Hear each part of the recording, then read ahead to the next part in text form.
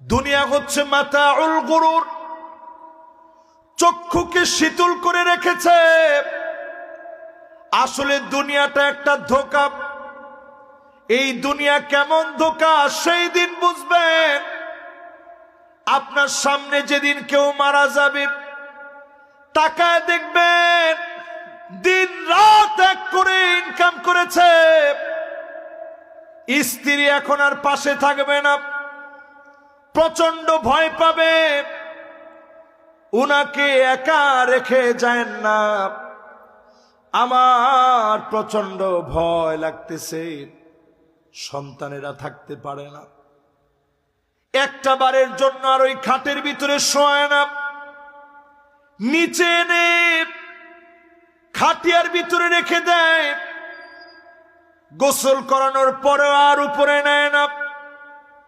জানাজার নামাজের জন্য নিয়ে যায়, দাফন কাফন করা চলে আসে।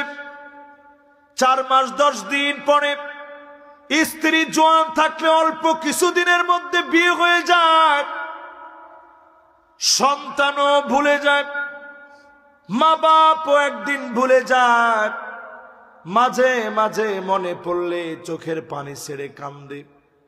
একমাত্র যার হিসাব দেওয়ার জন্য চলে যাওয়া লাগে, তিনি আপনি একা নিজে, অন্য কেউ কারো কবরে কোনোদিন যায় না। ঠিক কিনা বলেন? এটার নাম মাতাউল গুরুর। দুনিয়া হচ্ছে ধোঁকার জায়গা। এই জায়গায় শয়তান চ্যালেঞ্জ নিয়েছে, প্রতিনিয়ত ধোঁকায় ফেলবে। এই মাহফিলে বসে কল্পনা করেন, কারা আল্লাহর কাছে সবচেয়ে নিকৃষ্ট। 1 নম্বর নিকৃষ্ট ব্যক্তি হল শাইখুন জানি।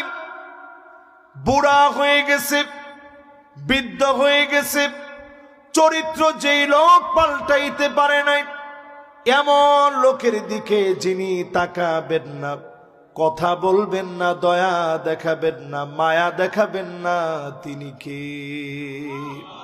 1 নম্বর নিকৃষ্ট ব্যক্তিকে শাইখুন জানি। বুড়া হয়ে গেছে, চরিত্র ঠিক করে নাই, বুড়া হয়ে গেছে, চরিত্র ভালো হয় নাই, এমন লোকের দিকে কিয়ামতের দিন যিনি তাকাবেন না, কথা বলবেন না, দয়া দেখাবেন না, মায়া দেখাবেন না, তিনি কি? আল্লাহর দয়া ছাড়া সেদিন সূর্যের নিচে কেমনে থাকবেন? টকবক করে নারী বুড়িগুলা ফুটবে, নিজের কান দিয়ে বের হবে, মগজগুলো টপকে টপকে পড়বে, নাকের ছিদ্র দিয়া মগজগুলা বের হয়ে যাবে, পিছনের রাস্তা দিয়ে বের হয়ে যাবে। সেদিন বাপ তার সন্তানের চিনবে না, মা তার সন্তানের কথা ভুলে যাবে, সন্তান তো ভুলবেই, কেউ কারোর জন্য কোনো কাজে আসবে না। একমাত্র যিনি মাফ করলে মাপ পেয়ে যাবেন, তিনি কি? সেই কঠিন দিলে আল্লাহ রাগান্বিত হবেন। শাইখুন জানি, বৃদ্ধ হয়ে গেছে, চরিত্র পাল্টায় নাই, নজর ঠিক করে নাই, যৌনাঙ্গ শাহাওয়াতে লিপ্ত হয়ে হারাম পথ বেছে নিয়েছে, পশুত্বের পথ বেছে নিয়েছে।